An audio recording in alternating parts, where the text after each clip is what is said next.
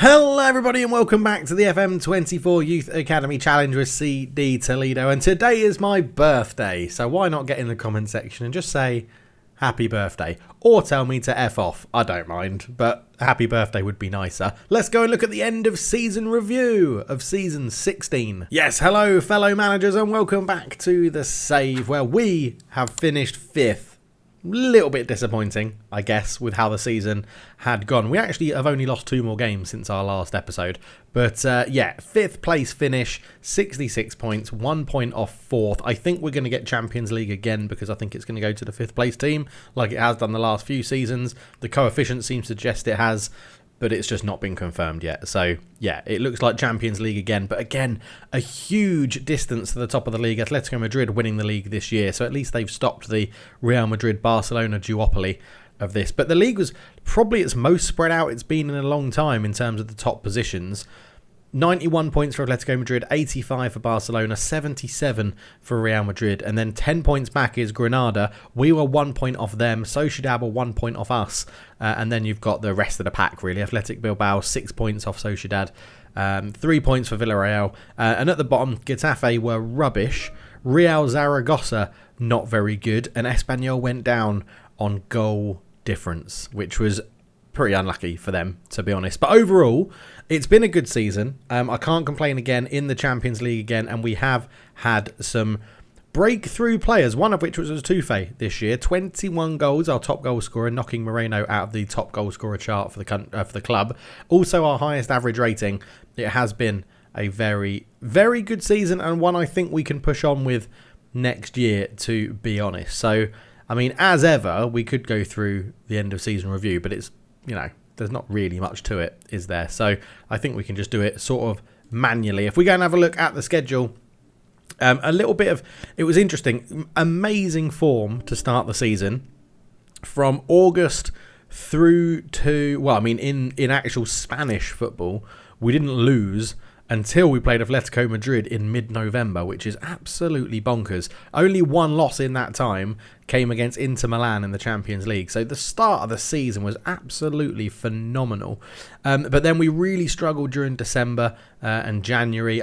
Injuries maybe catching up with us. The fact that that's when you really do have the consistent sort of Saturday, Sunday games with a Wednesday, Thursday game or a Tuesday, Wednesday game in the Champions League. So yeah, we turned it around a little bit in the middle of February. Again, the Champions League helping out, right? We played Augsburg in the knockouts, did well, lost to Man City, and then the end of the season was pretty decent.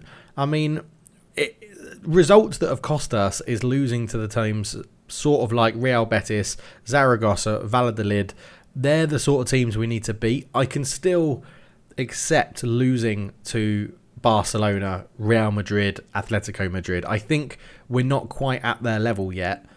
The results against those teams are getting better, but we're not at that level yet to be beating them every single year. And obviously the youth intake we had was diabolical this season, which means it puts more pressure on the players in our starting 11, who we are managing to keep hold of just about. Celta Vigo want Tufe. Pena is transfer listed. He'll go to Eibar at the end of his contract, most likely. Levante want Aaron Wall. Liam Hollick is wanted by 2 clubs in Saudi Arabia, and Xavi is wanted by Valladolid. But we are getting contracts secure, which is very, very helpful. We are making sure players are here for the long term. I mean, in the B team, again, judging by star rating, there's not a great deal of help down here. But we do know some players can step up and have stepped up to the first team to help us out. So we're going to be keeping an eye on that, potentially who can get called up.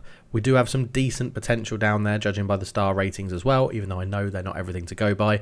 And of course, we have David Padron, another backup goalkeeper. We have some decent players down in the under-19s that eventually probably will step up. But the under-19s does need some strengthening. The youth academy intakes we had, none of them. I didn't offer a contract to any of them, which could be a mistake. But I was so annoyed with that intake. I mean, the French guy, whose name I forget, Stefan, whatever his name is, he probably should have got a deal, but I was so annoyed by it that I didn't offer them any. And that is an error. That is an error, but that's all right. We're going to live with it. We're going to live with it because this intake is going to be phenomenal. And obviously we have been going through the staff as well. So Jesse Lingard is now in as the head of youth development. We are filling up our coaches, although they're not completely full yet. We are filling them up. In terms of our set piece coach as well, he has been improved. He is now Serafin Abeliera up to 16 and good motivating level and determination as well. We are potentially looking to bring someone in who's actually got 20 for set pieces at some point as well. But yeah, so we are the best coached team in the league, and we'll look to continue bringing that through. In the under-19s coaching team, we are slowly making improvements. We have two spaces left, for more coaches. But yeah, we're bringing some more people through. Obviously, Constantino was the big one. But yeah, we're generally not too bad in terms of our coaching levels. We could do with a bit of better fitness training and goalkeeper coaching. So that's probably where we will look at bringing in those two next coaches there as well, just to make sure we are up there and better and doing well. Oriol Busquets is probably the best one we've brought in because he's resolute. He's got a great reputation, which means the players will be happy to learn from him.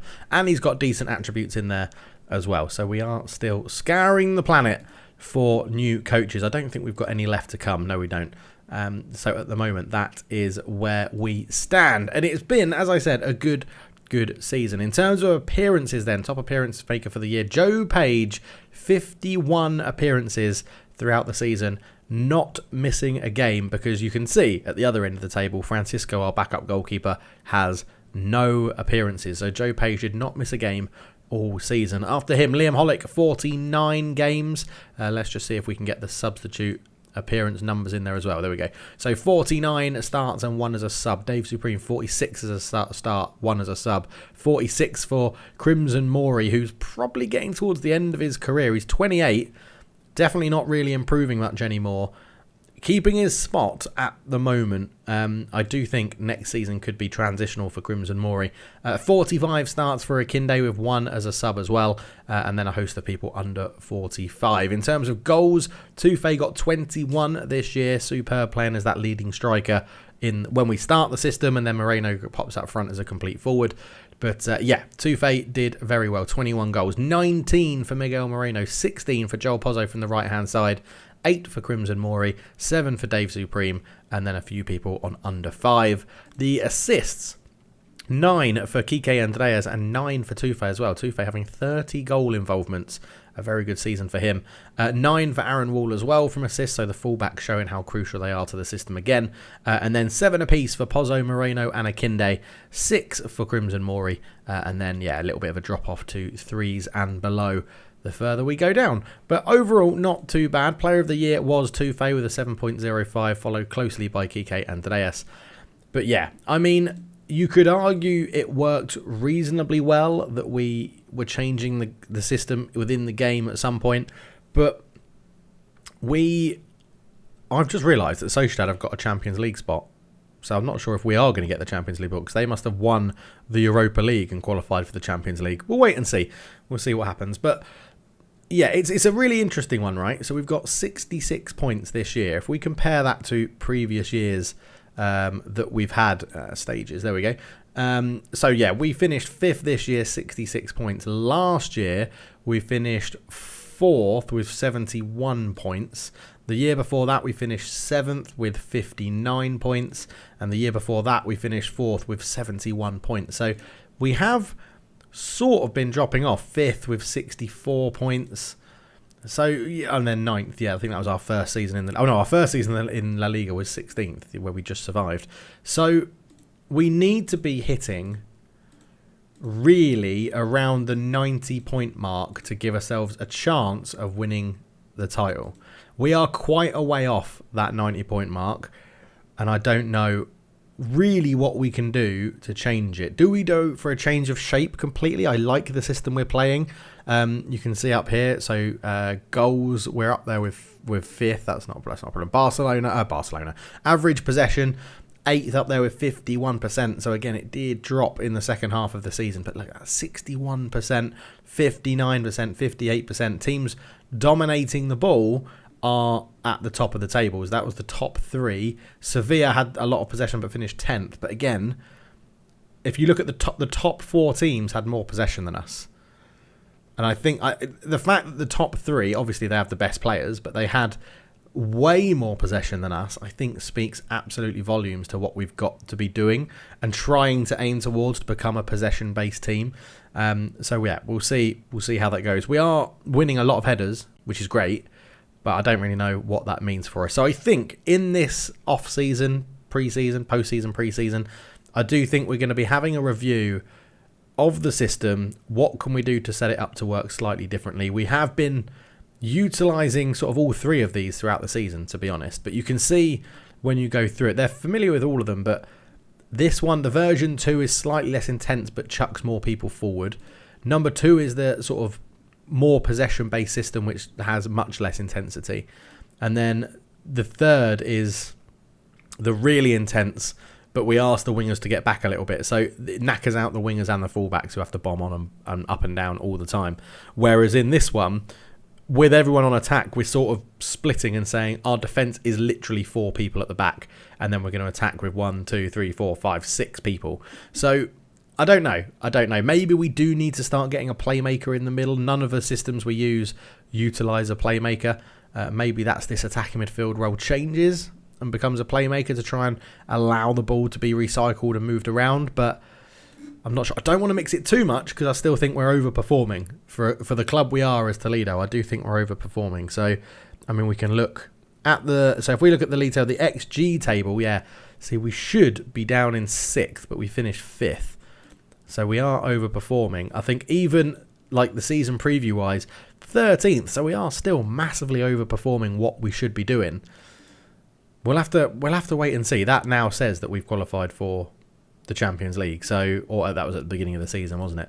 But yeah, we shall see. I'm always open to ideas about tactics and what we can do and how we to do it. We do have good technical players within our ranks. I don't think we're the best. That's annoying to see all those down arrows and Pozzo.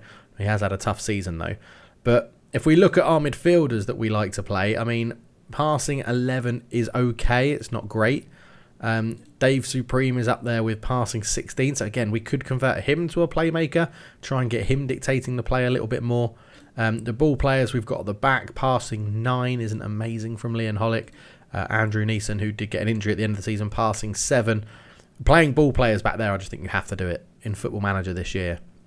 But we are growing these technical players. We still have a young squad. 28 is the oldest in the starting 11, which is Crimson Mori. And the oldest person in the actual whole squad is Ramon Revert at 29, who a bit of a late bloomer, joining the first team late, but again has not held on to that position since Tufay came in. He had a good season when he first came up. He had a better season the next season, and then Tufay's burst on the scene as a youngster and sort of taken that on. But I think there's plenty to think about.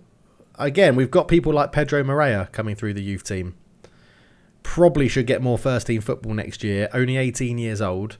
I was trying to ease him in this year because he is still injury prone and inconsistent. But I do feel like maybe a slight changing of the guard. Maybe Nunez comes in as the attacking midfielder, as a sort of playmaker with his good first touch, passing, technique.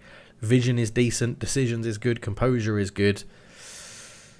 It's an interesting one. It's an interesting one. As I said, I'm open to ideas. We are fellow managers. We're all managing in this save, basically. I take all your ideas on board, and we see where we get to. Is a 3 at the back system what we go to?